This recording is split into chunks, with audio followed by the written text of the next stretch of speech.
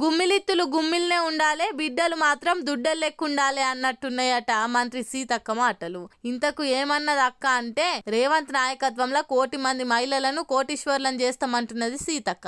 నవ్వకుండ్రి, it's serious matter. ఇప్పటికే ఒకరు కోటీశ్వర్లు అయిపోయినరు. ఇక 99,99,099 మందే మిగిలినరు. వాళ్ళందరూ కూడా జల్దీలనే కోటీశ్వర్లు అయిపోతారు. మరి 1 కోటి మంది కోటీశ్వర్లను చేస్తేందుకు అక్క తాన ఏం అల్లాడింతానుండే ఏం జీని దీపం ఉందో తెలియదు గాని చాలా కాన్ఫిడెన్స్ గా చెప్తుంది. కోటీశ్వర్లను చేసుడు అటెన్క గాని ముందుగాలైతే మహాలక్ష్ములకు ఇస్తామన్న 2500 ఇయ్యుండ్రక్క, 500కే గ్యాస్ అంటిది. అది కూడా ఇచ్చుడు మార్చిండ్రా అక్క. ఫ్రీ బస్సులు జాలక జనం చిటపటలాడుతుండ్రు. ముందుగాల బస్సుల సంఖ్య పెంచుండ్రక్క.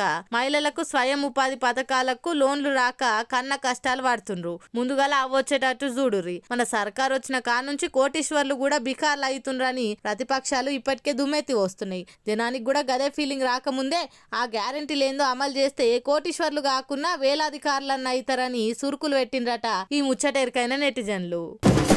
చికెన్ నాన్ వెజ్జే కదా, మరి గంత పెద్ద కోడి ముక్కలే తినంగలేంది, గిత్తంత బొద్దింక పడితే తినరా? అది కూడా నాన్ వెజ్జేనాయే. ఇంకా మంచోళ్ళం కాబట్టి దానికి ఎక్స్ట్రా బిల్ వేయలే అని అనుకుంటురు కావచ్చు ఈ హోటలోళ్ళు. పైసలు పెట్టి మరి తిన్న పాపానికి పానాల మీదకే తెచ్చుకొని దావఖాన పాలయ్యరుగా పాపం వీళ్ళు. అల్లూరు జిల్లా మారేడుమిల్లి మంచిగుంటదట కదా, అట్లా పోయి ప్రకృతి అందాలు చూసొద్దామని ఇంటి లాదులంతా కూడి కారు కట్టుకొని టూరుకొచ్చిరట ఇల్లు. తిరిగి తిరిగి పొద్దుమి కలిసిపోయి ఇంత తిందామని ఓ రెస్టారెంట్ కు పోయిరు. ఆర్డర్ ఇచ్చిన చికెన్ బిర్యానీ రాగానే ఆకలి మీద అందరు సగం తిన్నాక చూస్తే బిర్యానీలా ఇట్లా జిల్ల పురుగు అని వచ్చిందట.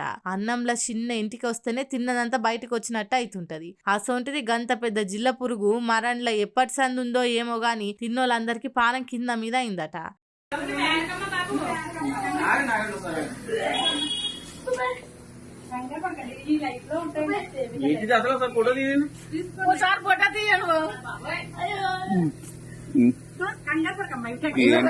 జర్ర ఏంటది కాదు ఒకసారి ఏదో ఫోటో బాబు అసలే ఇది పార్టీ ఒకటేమో చూడు రేటు చూడు ఒకసారి చూడు రేటు ఈ లైట్ ఇప్పుడు లైట్ ఎంత ఎంత ఎందుకు ఉంటాయి తల్లి.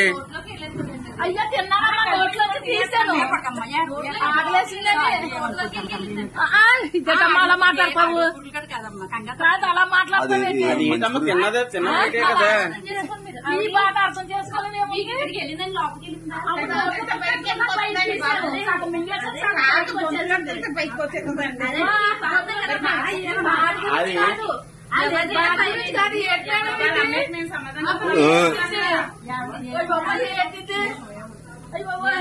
ఏందయ్యా ఇది, గిసొంటి బొద్దింకల బిర్యానీ పెట్టి కస్టమర్లను కాటికి పంపుతారా అని రెస్టారెంట్ వాళ్ళని అడిగితే తప్పైంది అనుకుంటా మీదికెళ్లి మస్తు రుబాబుగా మాట్లాడిరట. తిన్నోళ్ళు ఆయపాయ చేస్తుండే వరకల్లా ఎంబటే మారేడు మిల్లి దావకానకేసుకపోయిరట. ట్రీట్మెంట్ నడుస్తుందట. ప్రకృతికి దగ్గరుందామని టూరుకు పోతే పానాలే దూరమయ్యే కథ చేసిరు చూడురు ఈ రెస్టారెంట్ వాళ్ళు. ఫుడ్ సేఫ్టీ ఆఫీసర్లు ఈసారి చెకింగ్ వస్తే గిసొంటి హోటళ్లను సీజ్ చేసుడు కేసు రాసుడు కాదు, ఆ పురుగులు పడ్డ బిర్యానీని నాసిరకం వంటకాలని కాలు చేతులు కట్టేసి ఆ హోటల్లోకే తినబెట్టాలి. అప్పుడు గాని సక్కాగారు అనుకుంటా ఆ గట్టిగానే తిట్టిపోస్తారు. గిసొంటి నిత్య చూసి యాస్టకొచ్చిన జనము చిన్న టిఫిన్ డబ్బా పెద్ద హోటల్ అన్న తేడా లేదు. పేరువైన రెస్టారెంట్లు అయినా పేరు తెలియని హోటల్ అయినా గానీ రోజు ఏన్న పోతానా గిసొంటి చేసి బయట తిండి తినాలంటేనే భయపడి కాళ్ళు చేతిలోనికి కడుపుల పేగులు ముడుచుకపోయే కాలం వచ్చింది పొర్రి. ఫుడ్ సేఫ్టీ ఆఫీసర్లు కాదుగా అపరిచితుడు వచ్చి ఇసొంటి తిండి పెట్టే హోటళ్లకు గరుడ పురాణంలున్న ఏ కుంభీ పాకము మిక్రిన జంబో శిక్షేస్తే గాని మారేటట్టు కొడతలేరు పొర్రి.